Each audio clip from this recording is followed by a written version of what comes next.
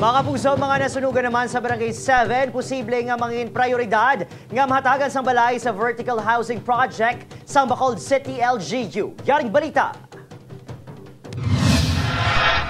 Magluwas sa gist tub 15,000 pesos nga ayuda para sa mga residente nga nasunugan sa Barangay 7, Bacolod City. Ginahikot subong sa LGU ang makinahanglan sa plano nga pabahay program sa national government sa Araw Relocation Site.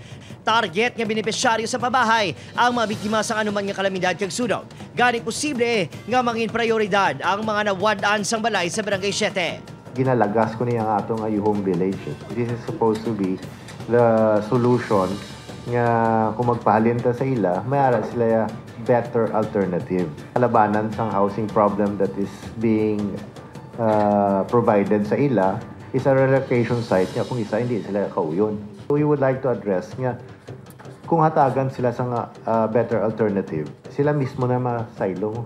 Pakitaan man sa pamaagi sang LGU nga mabuhinan ang mangin kontribusyon sa mga benepisyaryo sa pag-ibig kung matigayon nga sila ang makaukupa sa housing units.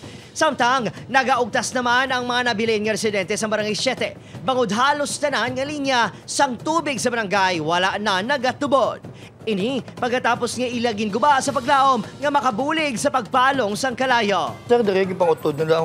Oh, gipauton nila ko? Oo, para makabulig kung tani. Kaso wala unod. Ikuan nila liwat nga mayo ang tubod ng tubig kaysa una baskog ng tubig mo ay gawtan. Magluwa sa problema sa koneksyon sang tubig, nagayo man ang iban nga residente nga kayo na ang linya sang kuryente nga nadalahig sa nagluntad nga sunog.